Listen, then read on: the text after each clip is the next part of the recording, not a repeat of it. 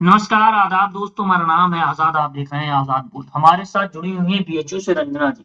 आज हम सारे मुद्दों की चर्चा करेंगे और जो 2 मुद्दे हैं देश में बहुत व्यापक तरीके से फैले हुए हैं, जिन पर चर्चा हो रही है और अगर वो लागू होते हैं तो सामाजिक परिवर्तन भी हो सकता है, एक सामाजिक बदलाव हो सकता है। ये सिर्फ एक यूनिवर्सिटियों के लिए नहीं होगा, हमारे समाज को बदलने का काम करेंगे। जिस तरीके से देश में यूजीसी के विरोध में काम किया गया, यूजीसी के विरोध की बात की गई, किस तरह से वहाँ पर पुलिस का कार्रवाई हुई और नहीं हुई ये भी हमने देखा। किस तरह से सुप्रीम कोर्ट के ज़रिए रोक लगाई गई। अब जब यूजीसी के समर्थन में लोग उतर रहे हैं, लोग अपनी बात रख रहे हैं कि उनको इस कानून की ज़रूरत है, उनको इस बिल की ज़रूरत है, सुप्रीम कोर्ट के ज़रिए भी सारी चीज़ें तय करनी चाहिए कि किस तरीके से लोगों के साथ भेदभाव किया जाता है, जाति के आधार पर। इन सारी चीज़ों को हम समझेंगे और एकदम आसान भाषा में समझने की कोशिश करेंगे और आप तक हम यूनिवर्सिटियों की बात पहुँचाएँगे। रंजना जी आप बताइए कि आज के दौर में यूजीसी क्यों ज़रूरी है? सबसे सवाल अहम यही है कि आखिर ज़रूरी क्यों है? क्यों ये बिल लाया गया? देखिए, यूजीसी बिल की ज़रूरत तो बहुत पहले से थी। लेकिन ये लोग 2012 में एक कानून लेके आते हैं जिसमें जातिवादी अगर भेदभाव होता है तो उसपे कार्रवाई हो सकती है। लेकिन जी, 2012 का कानून इतना कठोर नहीं था कि उससे लोग डरते। उसके बाद भी जातिवादी भेदभाव होते रहे। यही कारण है कि 2016 में रोहित वेमुला को आत्महत्या करना पड़ गया। 2019 में पायल तडवी को आत्महत्या करना पड़ गया। अगर वो इनफ होता, 2012 में जो कानून आया था, अगर वो इनफ होता, तो किसी को आत्महत्या करने की ज़रूरत ही नहीं पड़ती। यानी कि अभी भी यूनिवर्सिटियों में जातिवादी मानसिकता के लोग हैं, जो जातिवादी भेदभाव करते हैं। हॉस्टल लेने जाइए, वहाँ जातिवाद होता है। एडमिशन लेने जाइए, वहाँ जातिवाद होता है। अगर आप पढ़ाने जा रहे हैं, वहाँ जातिवाद होता है। आप किसी के बराबर बैठ गए जो ब्राह्मण या ठाकुर समुदाय से आते हैं, सवर्ण समुदाय से आते हैं, अगर उनके आप बराबर में बैठ गए, वहाँ भी जातिवादी होता है। दिल्ली विश्वविद्यालय की एक मैडम है नीलम गौतम, उनको जी, उनको थप्पड़ मारा गया इस बेस पे कि वो दलित समाज से आती हैं। अभी अभी मैं एक महीने पहले की बात बताऊं, दिल्ली यूनिवर्सिटी की एक छात्रा है जो अभी इलेक्शन जीती हुई है, एबीवीपी से है। वो जी, उसने एक दलित प्रोफेसर को थप्पड़ मारा। तो जी, क्यों? कहीं न कहीं उनके अंदर ये है कि हम सवर्ण हैं और हमसे दब के रहना चाहिए सबको। ये जी, दलित प्रोफेसर है तो प्रोफेसर भले से हैं वो, उम्र में बड़े भले से हैं, लेकिन दलित हैं, जी। उनको दब के रहना चाहिए। यानी कि अभी भी यूनिवर्सिटियों में इस चीज़ की बहुत ज़रूरत है। यूजीसी बिल की बहुत ज़रूरत है क्योंकि जातिवादी भेदभाव अभी भी हो रहे हैं। जैसे आप ये बता रहे हो कि भेदभाव होता है, ये तो हमारे समाज में भी दिखाई देता है। इसीलिए मुझे ऐसा महसूस होता है कि जब यूनिवर्सिटियों में जब हमारे पढ़े-लिखे तबके से ये चीज़ें होंगी, तो मैं इसे राजनीतिक परिवर्तन नहीं मानता हूँ। ये मैं सामाजिक परिवर्तन मानता हूँ कि जो जाति अस्मिता है लोगों के अंदर अभी भी, देश आज़ाद हो गया, हम गुलाम नहीं हैं किसी के भी। लेकिन जो देश के प्रधानमंत्री नरेंद्र मोदी बात करते हैं कि हमें वैचारिक गुलामी को तोड़ना है। तो मैं ऐसे देखता हूँ कि जाति गुलामी जो है, जाति अस्मिता जो है, जो जाति के नाम पर अहंकार, ये भी एक तरीके की गुलामी है। उस जाति की गुलामी है। तो इसको हम क्यों नहीं तोड़ पाते? और जब इसको तोड़ने के लिए कानून लाया जाता है, वर्तमान सरकार के ज़रिए, जो कई सारे नारे गढ़ती है, तो सुप्रीम कोर्ट के ज़रिए रोक लगा दी जाती है। सुप्रीम कोर्ट के ज़रिए रो कहा जाता है कि इसमें कई सारी खामियाँ हैं, इसको सही किया जाएगा। अब जो सरकार कानून लेकर के आई, वो सुप्रीम कोर्ट में एकदम खामोश है। ऐसा प्रतीत होता है, ऐसा लगता है कि वो चाहते हैं कि ये बिल ना आए। और सवर्ण समाज का जो विरोध हुआ, वहाँ पर हमने पुलिसिया कार्यवाही कोई नहीं देखी। लोगों को बुलाया जा रहा था, विरोध कर रहे हैं, कहा जा रहा था कि विरोध करने का अधिकार है। लोकतंत्र में विरोध करने का अधिकार है, कोई दो राय नहीं है। कोई भी समाज विरोध कर सकता है अगर उसे लगता है कि सही कानून बना है या नहीं बना है। लेकिन हम ये क्यों देखते हैं कि जब एक सवर्ण समाज या उनके समर्थक विरोध कर रहे थे, मोदी तेरी कब्र खुदेगी की जैसे भी नारे लगाए गए थे, इस यूजीसी बिल के ऊपर, तो वहाँ पर कोई कार्रवाई नहीं की गई।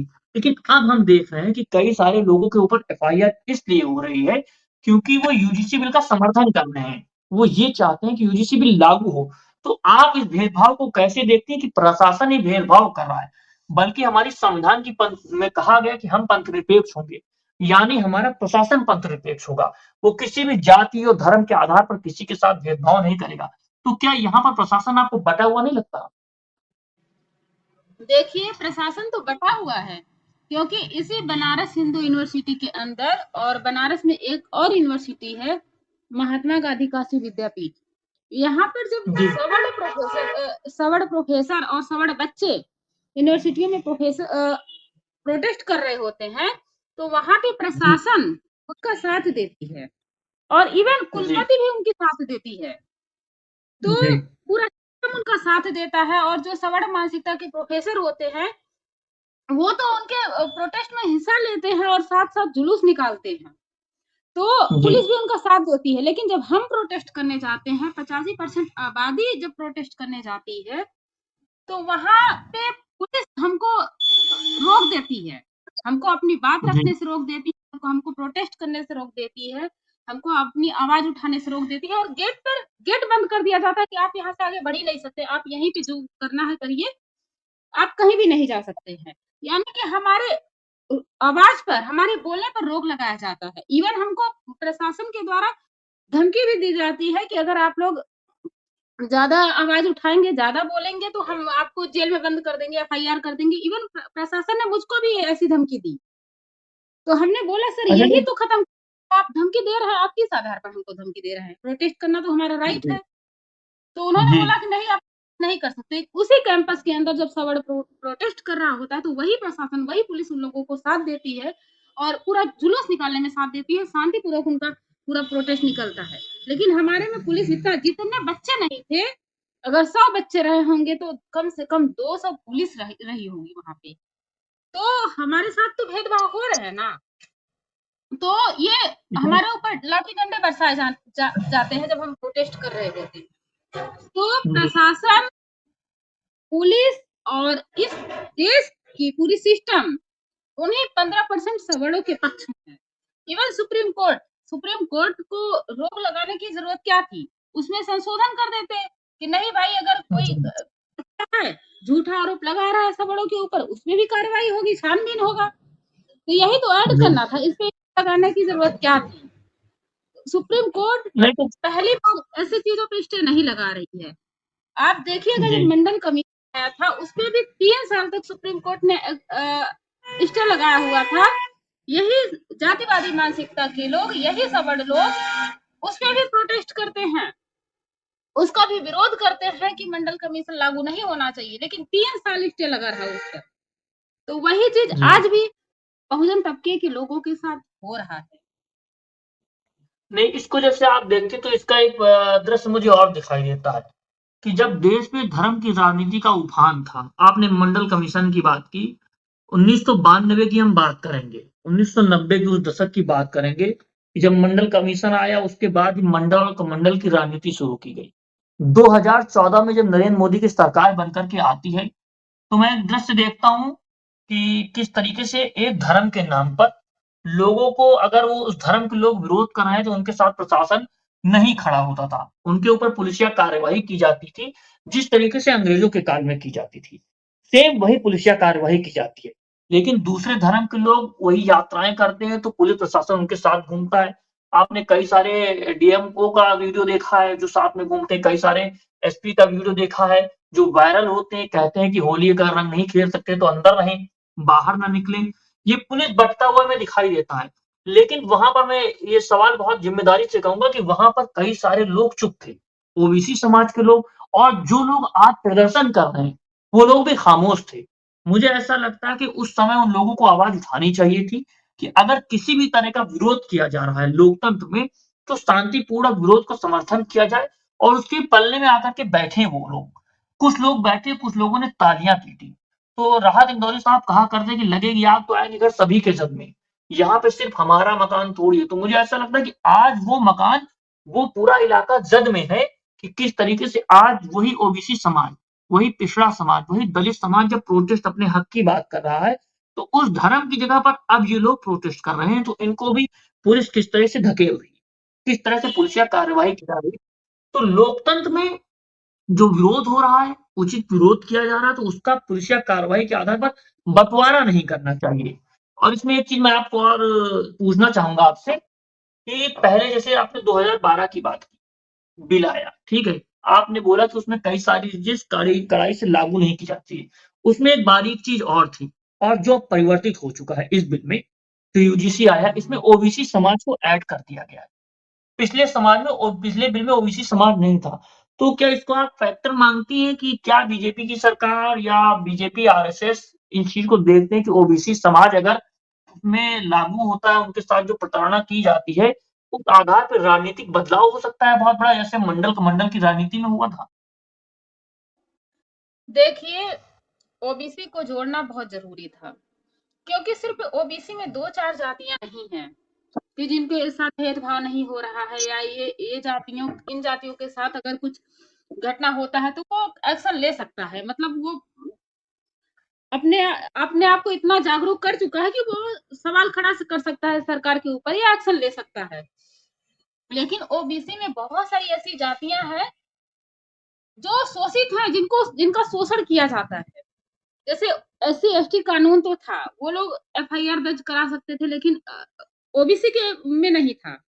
तो बहुत सारी जी। ऐसी जातियां हैं जो ज्यादा अभी सक्षम नहीं है, ज्यादा अभी वो लोग बाहर निकले नहीं है, ज्यादा पढ़ाई नहीं कर पा रहे। बहुत कम लोग ऐसे हैं जो बाहर निकल के पढ़ाई कर पा रहे हैं, तो वो बहुत डरते थे। और जी। उनके साथ अगर ऐसा जातिवादी भेदभाव होता था तो वो कहाँ आवाज उठाए, उनके लिए तो कोई कानून नहीं है। तो इसलिए ओबीसी को जोड़ना बहुत जरूरी था। ऐसा नहीं था कि ओबीसी में सिर्फ यादव, पटेल, कुर्मी, कुशवाहा यही जातियां थी। बहुत सारी जातियां हैं, लगभग 3700 जातियां हैं ओबीसी में।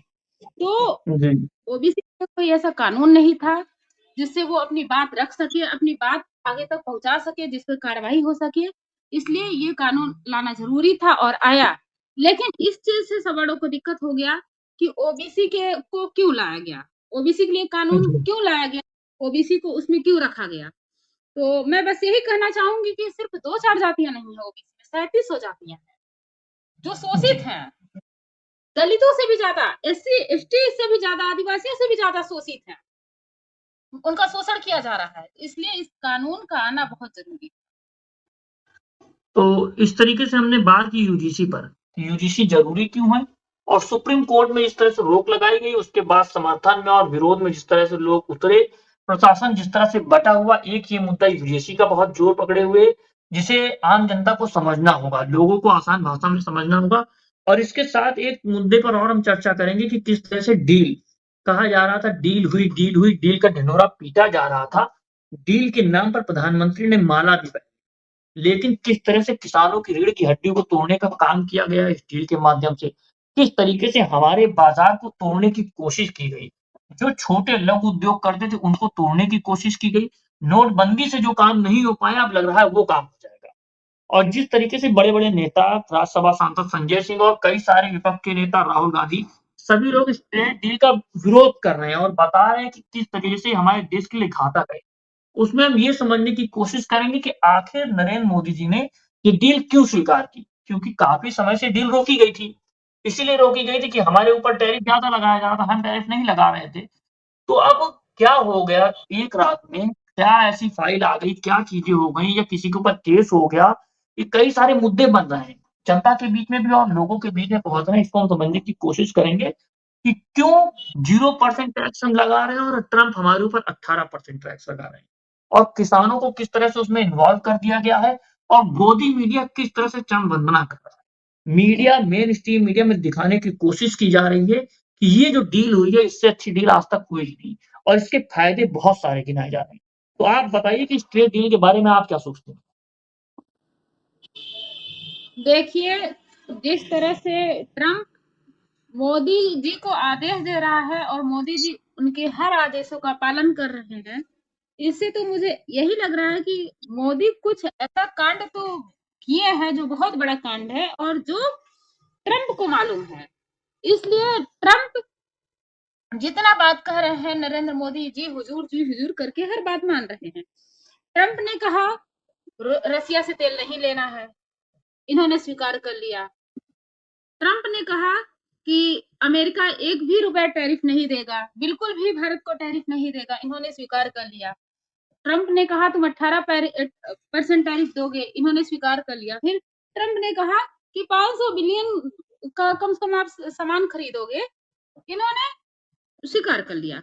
हमारा देश भारत पूरे देशों से मिला के 700 बिलियन का डॉलर का सामान खरीदता है, सभी देशों से मिला के। अब 500 बिलियन डॉलर का सामान वो सिर्फ अमेरिका से खरीदेगा। इतना पाबंदी लगा दिया गया है, आखिर में क्यों?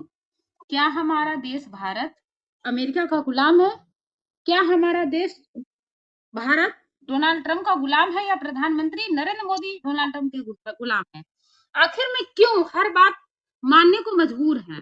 तो मुझे लगता है मोदी जी ने कोई ऐसा बड़ा कांड तो जरूर किया है जिसको ट्रंप को पता है, जिसके जरिए वो इनको दबाते चले आ रहे हैं और ये लगातार करते चले आ रहे हैं। मैं आपकी इस बात पे एक बात जोड़ना चाहूँगा, क्योंकि संजय सिंह ने आज एक वीडियो साझा की है, ट्विटर पे भी और यूट्यूब पर भी। उसमें वो साफ तौर से कह रहे हैं कि मोदी जी का कोई तो केस है जो फँसा हुआ है। जो फाइल की बात की गई उसकी भी बात कर रहे हैं और अडानी का ज़िक्र कर रहे हैं, किस तरीके से वहाँ पर उनको समन भेजा गया यूएस में। उसके तुरंत बाद ये डील कर ली गई।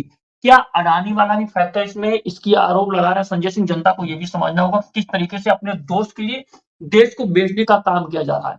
आपने जो बात की थी संप्रभुता की, संजय सिंह इस वीडियो के माध्यम से ये भी बताते हैं क्या हमारी संप्रभुता अब नहीं बची है?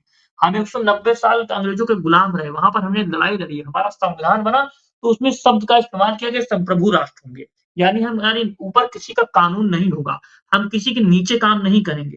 लेकिन अब जिस तरीके से ट्रंप के आगे मोदी जी नतमस्तक हो चुके हैं, हमारे देश के प्रधानमंत्री नतमस्तक हो चुके हैं, ये पूरे देश का अपमान है। क्योंकि वो पूरे देश के प्रधानमंत्री देश का नेतृत्व करते हैं। अगर वो झुक रहे हैं किसी एक शख्स के आगे, किसी एक देश के आगे, तो पूरा देश झुकता हुआ दिखाई देता है। तो इन चीज़ों को आप कहिए, क्या हमारी संप्रभुता बचेगी? जिस तरह से पहले आरोप लगाए जाते थे, ये संप्रभुता और सिर्फ खेल रह गया है देखने के लिए, क्योंकि ट्रंप की जो मनमानी होती है वो करते हैं। वो ईरान में क्या कर रहे हैं, किस तरीके से वो अलग-अलग हमले करने की बात करते हैं, कहीं पर भी टैरिफ लगा देंगे, कहीं पर टैरिफ नहीं लगाएँगे। ईरान उनकी बात नहीं स्वीकार करता है। लेकिन हम इतने कमज़ोर हो गए हैं कि उनके हर बात को स्वीकार कर रहे हैं, तो इसको आप कैसे देखते हैं? देखिए, जब से हमारे देश का प्रतिनिधित्व नरेंद्र मोदी कर रहे हैं, तब से हमारा देश लगातार कमजोर होते चला जा रहा है। हमारे देश के पास कोई भी संसाधन, कोई भी सुविधा है ही नहीं। हम पूरी तरह से अमेरिका के ऊपर निर्भर हैं, कहीं ना कहीं। ये भी रीजन हो सकता है कि नरेंद्र मोदी हर चीज के लिए मजबूर हैं ट्रंप की बात मानने के लिए। जो संजय सिंह ने जो बात कही, अडानी वाली या फाइल वाली जो भी बात है, इसमें तो मुझे पूरी सच्चाई दिखती है। क्योंकि अगर ऐसा कुछ होता नहीं तो मोदी को डरने की जरूरत क्या थी? मोदी को गुलामी सहने की जरूरत क्या थी? कि जैसे ऑर्डर दे रहे हैं ट्रंप, हमारे देश को ऑर्डर दे रहे हैं और इधर से जवाब जा रहा है जी हुजूर। आखिर में ऐसा क्यों हो रहा है? हमारा देश तो स्वतंत्र देश है। हम अपने आप से सोच सकते हैं कि हमारे देश को क्या करना है। हमारा देश ना तो किसी संसाधन में आगे बढ़ रहा है, ना तो सुविधाएं कुछ उपलब्ध करा पा रहा है, ना देश के लिए अच्छा कर पा रहा है। सिर्फ ढिंढोरा पीटा जा रहा है मीडिया के द्वारा कि राष्ट्र की बात करते हैं, मोदी जी राष्ट्र के लिए काम करते हैं, विदेशों से अच्छे संबंध है, अमेरिका से अच्छे संबंध है, चीन से अच्छे संबंध बना रहे हैं। हमें तो नहीं दिख रहा है। आज हमारा देश इस हालात पे आ गया है। प्रधानमंत्री नरेंद्र मोदी हमारे देश को ऐसे हालात पर ला दिए हैं कि हमारा देश अमेरिका के आगे घुटने टेक रहा है। हमारे देश का क्षेत्रफल निकाल के देख लीजिए, पहले कुछ था, अभी धीरे धीरे कम होते जा रहा है। यानी कि चीन हमारे देश पर कब्जा करते जा रहा है, लेकिन नरेंद्र मोदी इस पर चुप्पी साधे हुए हैं, कुछ भी नहीं बोलते हैं, और हमारे देश की मीडिया भी इस पर चुप्पी साधे हुए हुए है। अगर यहीं पर विपक्ष होता, राहुल गांधी होते या कांग्रेस पार्टी होती या अन्य कोई पार्टियां होती हमारे देश में जो प्रतिनिधित्व कर रही होती, तो यही मीडिया इतने तेज से इतना हो हल्ला करती, टीवी पे इतना झूठा फैलाती, इतनी सारी बातें बनाती, पूरा नफरत फैलाती। लेकिन आज नरेंद्र मोदी चाइना के आगे घुटने टेक दिए हैं, अमेरिका के आगे घुटने टेक दिए हैं, लेकिन मीडिया उसको छिपाने की कोशिश कर रही है। बड़े-बड़े माला पहनाए जा रहा है, लेकिन बताया नहीं जा रहा है कि माला किस लिए पहनाया जा रहा है। मैं आपने सीमा की बात की, चाइना की बात की, उसमें ये चीज़ देखता हूँ कि जिस तरीके से राहुल गांधी संसद जाते हैं और एक किताब लेकर के जाते हैं। पहले उस किताब का वो ज़िक्र करते हैं तो कहा जाता है कि वो पब्लिश नहीं हुई है और पब्लिश किस वजह से नहीं हुई, सारी जनता जानती है। सारे लोग समझते हैं, देश के लोग समझते हैं कि वो क्यों बुक पब्लिश नहीं की जा रही है, सरकार को क्यों रोक लगाई जा रही है। जब वो बुक लेकर के जाते हैं, वो कहते हैं कि मैं देश के प्रधानमंत्री को ये बुक देना चाहता हूँ। तो उस दिन देश के प्रधानमंत्री आते नहीं हैं और बीजेपी के कई सारे नेता खुलेआम मीडिया में कहते हैं कि प्रधानमंत्री इसलिए नहीं आए, इसलिए वहां पर नहीं आए क्योंकि उनकी सुरक्षा को खतरा था। कांग्रेस यानी विपक्षी पार्टी की महिलाएं उनको दांत तक काट सकती थी। ये जो बात कही गई बीजेपी के नेता के जरिए, इसको आप कैसे देखती? क्या जो सांसद चुन के गए हैं वो देश के प्रधानमंत्री को दांत काट करके जख्मी कर सकते हैं? ये कैसा आप मतलब इसको कैसे आप देखते हैं? देखिए, हमारा प्रधानमंत्री जो कहता है कि 56 इंच के का प्रधानमंत्री हूँ, 56 इंच के सीने वाला प्रधानमंत्री जिनको घोषित किया गया, उस प्रधानमंत्री को अगर स्वघोषित डर है, प्रधानमंत्री हैं उस वजह से, वो 56 इंची स्वघोषित है। हाँ, मतलब स्वयं से बोलते हैं कि मैं 56 इंच का हूँ प्रधानमंत्री। मैं उसी 56 इंच के प्रधानमंत्री को कह रही हूँ कि किस बात का डर है। इतनी सारी मीडिया आपके साथ है, इतने सारे बल आपके साथ तैनात है, सिक्योरिटी गार्ड है, एक दिन के करोड़ों रुपए आपके ऊपर खर्च हो रहे हैं सुरक्षा को लेकर, फिर आपको किस बात का डर है? क्या आपको अपने देश के लोगों से खतरा है? क्या आपके अपने देश के लोगों से सुरक्षा नहीं महसूस हो पा रहा है? तो अगर जो प्रधानमंत्री अपने देश के अंदर डरा हुआ महसूस कर पा रहा है, तो वो समझ सकते हैं कि कितना खतरनाक प्रधानमंत्री होगा। यानी कि ऐसे प्रधानमंत्री के हाथों में हमारा देश सुरक्षित है ही नहीं, जो अपने देश में खतरा महसूस कर रहा है। क्या ऐसे प्रधानमंत्री के हाथों में हमारा देश सुरक्षित है? हमारी देश की आवाम सुरक्षित है? कतई नहीं। आज तक हमारे देश में जितने भी प्रधानमंत्री बने हैं, मुझे लगता है सबसे ज्यादा सुरक्षा के लिए पैसा अगर खर्च होता है तो नरेंद्र मोदी के ऊपर खर्च करता है होता है। अगर नरेंद्र मोदी कह रहा है मुझे सुरक्षा नहीं है, तो मुझे लगता है नरेंद्र मोदी को कुर्सी छोड़ देनी चाहिए, क्योंकि अगर मोदी सुरक्षित नहीं है तो इस देश की आवाम तो सुरक्षित है ही नहीं, क्योंकि आवाम तो एकदम उसके पास तो कुछ भी नहीं है, तो खुले घूम रही, उसके पास कोई सुरक्षा नहीं है। तो इसलिए मोदी को कुर्सी छोड़ देनी चाहिए, क्योंकि तो मोदी के हाथों में देश सुरक्षित है ही नहीं। हमने बात की ट्रेड डील पर और हमने चर्चा की यूजीसी पर। हम कोशिश करते रहेंगे कि हमारी वीडियो भले ही लंबी हो, लेकिन मुद्दे को पूरी तरीके से समझा जाए और जो भी चर्चा का विषय है उसमें पूरी तरीके से बात की जाए और जो लोग सुन रहे हैं, जो लोग देख रहे हैं, उसको समझ सकें। और आज के दौर में जिस तरीके से कानून आ रहे हैं, उनको पीछे के दरवाजे से कई कानूनों को ला दिया जाता है और कई सारे कानूनों को रुकवा दिया जाता है। उसमें सुप्रीम कोर्ट का भी हाथ कहा जाता है, ये अवमानना भी हो सकती है, लेकिन इन सारी चीज़ें हमें बोलनी पड़ेंगी। क्योंकि अगर आज के दौर में नहीं बोला गया, तो फिर आने वाली पीढ़ियाँ हम पर शर्म करेंगी।